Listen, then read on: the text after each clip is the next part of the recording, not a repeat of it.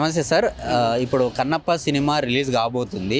ఇప్పుడున్న జనరేషన్ వాళ్ళకి ఆ సినిమా ఎంతవరకు ఉపయోగపడవచ్చు? నమస్తే. జై శ్రీకృష్ణ, జై జగన్నాథ్. ఇప్పుడు ఈ కాలంలో యువత పెడత్రోవ పడుతున్న టైంలో ఒక భక్తి సినిమా ఆధునికత జోడించి ఈ భక్త కన్నప్ప లాంటి సినిమాని ఈ ప్రజలకి ఒక కొత్త రూపకల్పన చేస్తూ తీసుకురావడం అనేది చాలా గర్వించతగ్గ విషయం.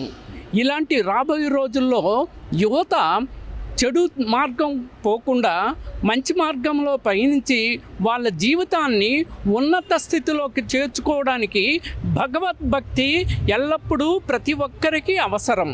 అలాంటిది భక్తి భావము ప్రజల్లో పెంపొందింపజేసి ప్రజలకి ఒక మెసేజ్, భక్తి భావాన్ని ప్రజల్లోనికి గుండెల్లోకి చూపించడం ఈ భక్త కన్నప్ప ద్వారా ప్రజలు మరింత భక్తిభావం పెంపొందింపజేసుకొని వారి జీవితాల్ని సుగమయం చేసుకుంటూ భావి తరాల వారికి కూడా వాళ్ళ పిల్లలకి అందరికీ కూడా చెప్పడానికి, దాన్ని ఉపదేశించడానికి భక్తిభావం ఎంత అవసరం అన్నది ఈ కాలంలో ఇలాంటి సినిమాలు రావడము ఎంతో మనం చేసుకున్న అదృష్టంగా నేను ఈ సమయంలో భావిస్తున్నాను.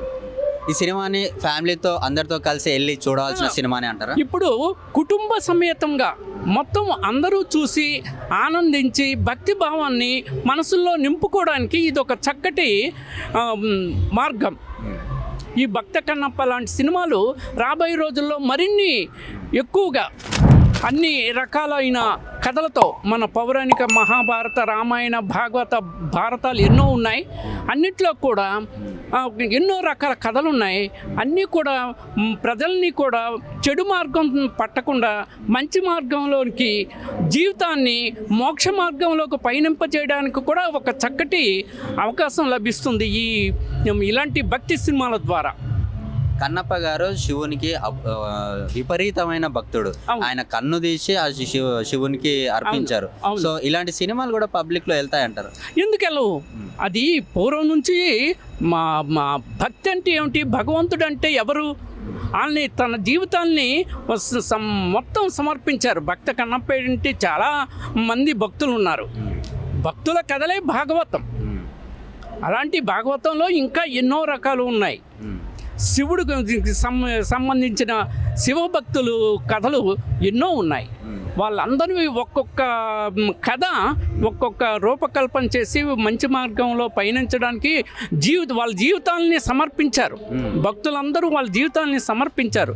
అది ఏ విధంగా సమర్పించారు, ఆ భక్తి మార్గం ఎంత గొప్పది అన్నది ఇలాంటి భక్తి సినిమాల ద్వారానే తెలుస్తుంది. ప్రజలందరూ ఉపయోగపడుతుంది. ఈ జనరేషన్లో ప్రభాస్ గారు, మోహన్ బాబు గారు, మంచు విష్ణు గారు, వీళ్ళందరూ పాన్ ఇండియా రేంజ్లో పెద్ద పెద్ద సెలబ్రిటీస్ యాక్ట్ చేశారు. ఈ ఫేసెస్ చూసి సినిమా హిట్ అవుతుంది అనుకుంటున్నారు?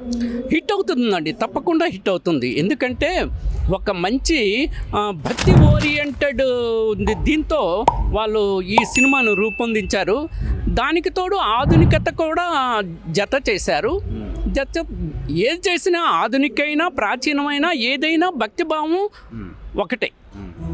ఆ భక్తిని ప్రజల్లోకి పంపించి ప్రజలందరూ కూడా మంచి మార్గంలో పయనించడానికి ఒక చక్కగా ఉపయోగపడుతుందని నా అభిప్రాయం. మన ఆడియన్స్, తెలుగు ఆడియన్స్కి మీ తరపు నుంచి ఏం చెప్పదలుచుకుంటున్నారు కన్నప్ప సినిమా గురించి? తెలుగు ఆడియన్స్ కాదండి, యావత్తు ప్రపంచం ప్రజలందరూ కూడా ఒక అతీతమైన శక్తి ఒకటి ఉంది. అతను ఎవరు మన కంటికి కనిపించకపోయినా ఈ ప్రకృతి అంతా దేవుని మహిమే.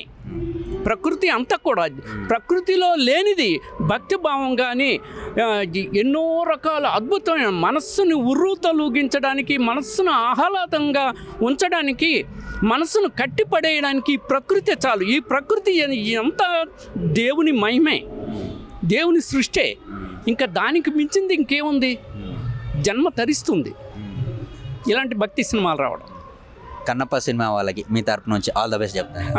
ఈ సందర్భంగా ఇలాంటి భక్తి సినిమాలు రూపొందించినటువంటి ఈ మోహన్ బాబు గారికి, వాళ్ళు కుమారుడైన మంచు విష్ణు గారికి, ఈ బ్యానర్కి అంతటికీ కూడా నేను కృతజ్ఞత భావాలు తెలియజేసుకుంటున్నాను. ఇలాంటివి మరి ఇంకెన్నో ఉత్తమ మా సినిమాలు కూడా మా బ్యానర్ ద్వారా ఇంకా తీసుకొచ్చి ప్రజలను భక్తిభావం నింపుతారని నేను మనసారా కోరుకుంటూ ధన్యవాదాలు తెలియజేస్తాను. Thank you sir, thank you so much.